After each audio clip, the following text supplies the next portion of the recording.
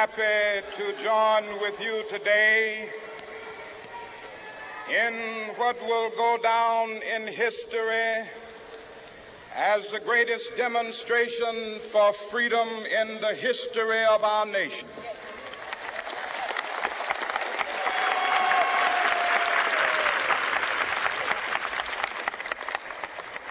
Five score years ago, a great American in whose symbolic shadow we stand today signed the Emancipation Proclamation. This momentous decree came as a great beacon light of hope to millions of Negro slaves who had been seared in the flames of withering injustice. It came as a joyous daybreak to end the long night of their captivity. But 100 years later, the Negro still is not free. 100 years later,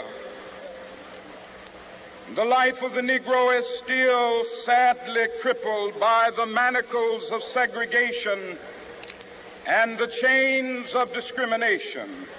100 years later, the Negro lives on a lonely island of poverty in the midst of a vast ocean of material prosperity. 100 years later, the Negro is still languished in the corners of American society and finds himself in exile in his own land. And so we've come here today to dramatize a shameful condition. In a sense, we've come to our nation's capital to cash a check.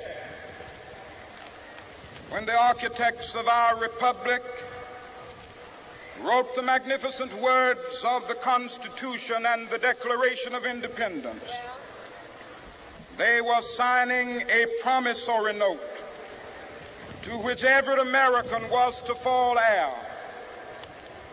This note was a promise that all men, yes, black men as well as white men, would be guaranteed the unalienable rights of life, liberty, and the pursuit of happiness.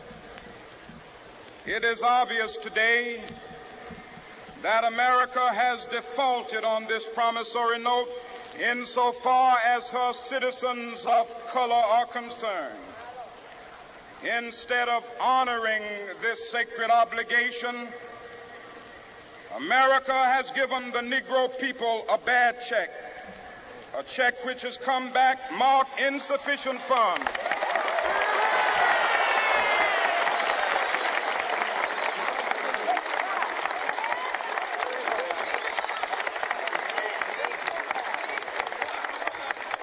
But we refuse to believe that the Bank of Justice is bankrupt.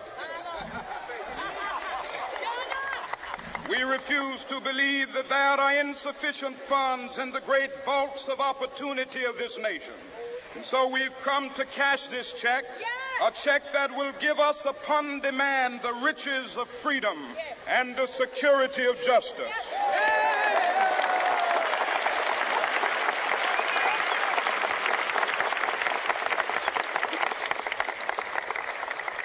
We have also come to this hallowed spot to remind America of the fierce urgency of now. This is no time to engage in the luxury of cooling off or to take the tranquilizing drug of gradualism.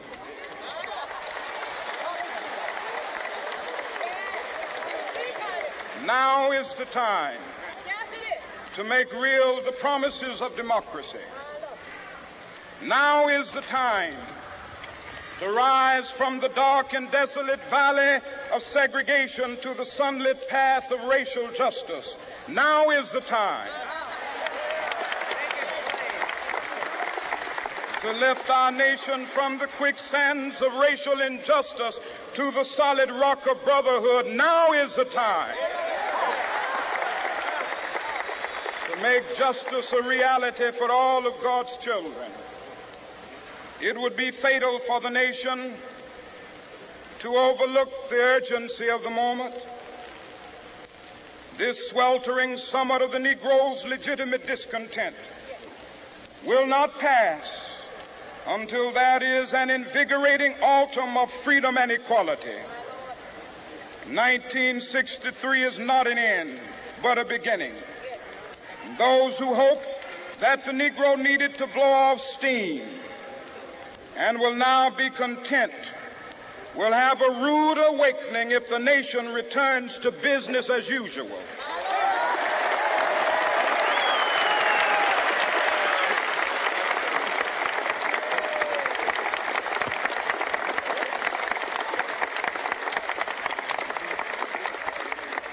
There will be neither rest nor tranquility in America until the Negro is granted his citizenship rights. The whirlwinds of revolt will continue to shake the foundations of our nation until the bright day of justice emerges. But that is something that I must say to my people who stand on the warm threshold which leads into the palace of justice. In the process of gaining our rightful place, we must not be guilty of wrongful deeds. Let us not seek to satisfy our thirst for freedom by drinking from the cup of bitterness and hatred.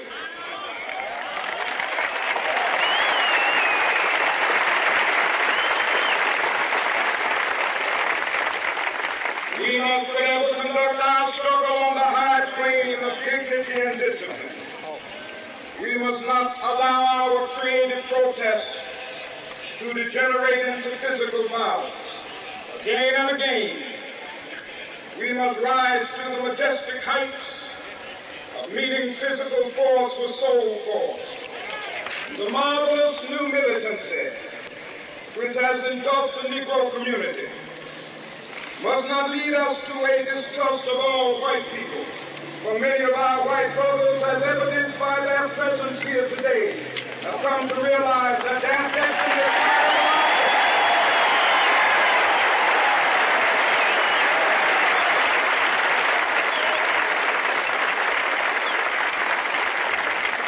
They have come to realize that their freedom is inextricably bound to our freedom.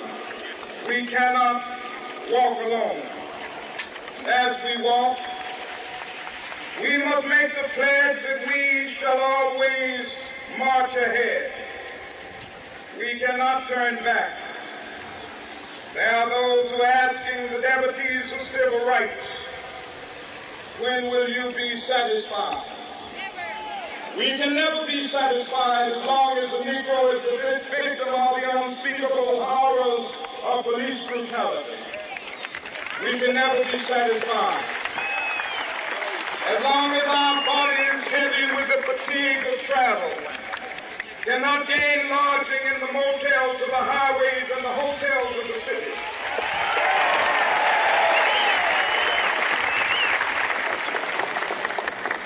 We cannot be satisfied as long as a Negro in Mississippi cannot vote and a Negro in New York believes he has nothing for which to vote.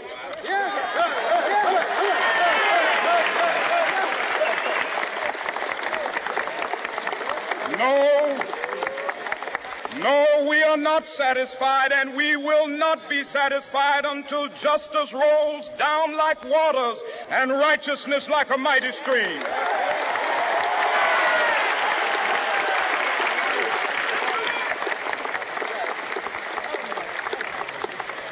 I am not unmindful that some of you have come here out of great trials and tribulations. Some of you have come fresh from narrow jail cells. Some of you have come from areas where your quest for freedom left you battered by the storms of persecution and staggered by the winds of police brutality. You have been the veterans of creative suffering. Continue to work with the faith that unearned suffering is redemptive. Go back to Mississippi.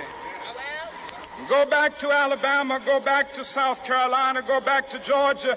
Go back to Louisiana. Go back to the slums and ghettos of our northern cities, knowing that somehow this situation can and will be changed. Let us not wallow in the valley of despair. I say to you today, my friends,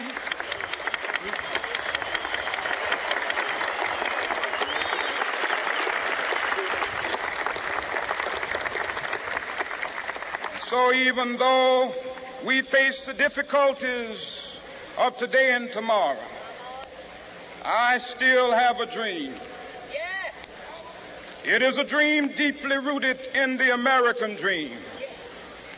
I have a dream that one day this nation will rise up and live out the true meaning of its creed. We hold these truths to be self-evident, that all men are created equal.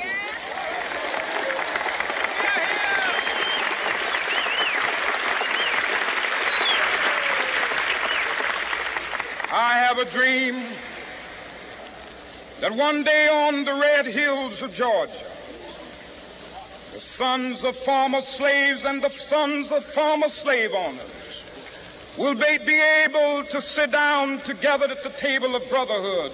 I have a dream that one day even the state of Mississippi, a state sweltering with the heat of injustice, sweltering with the heat of oppression, will be transformed into an oasis of freedom and justice. I have a dream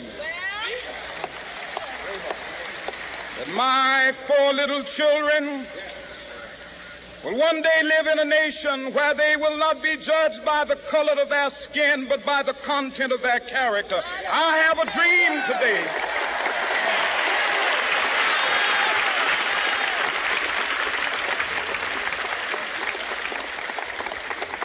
I have a dream that one day down in Alabama, with its vicious racists, with its governor having his lips dripping with the words of interposition and nullification, one day right there in Alabama, little black boys and black girls will be able to join hands with little white boys and white girls as sisters and brothers. I have a dream today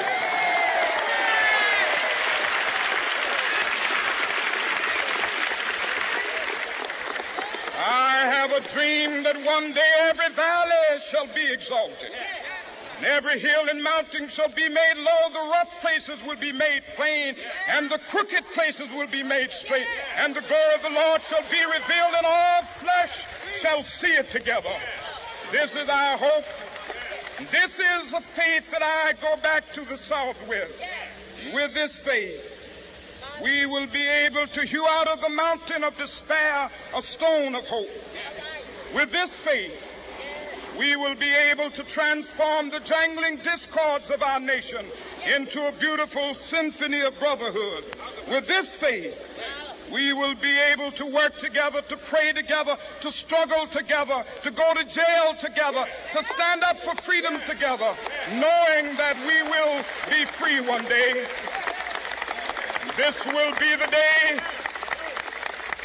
This will be the day when all of God's children will be able to sing with new meaning, "My country, tears of thee. Sweet land of liberty, of thee I sing. Land where my fathers died, land of the pilgrim's pride.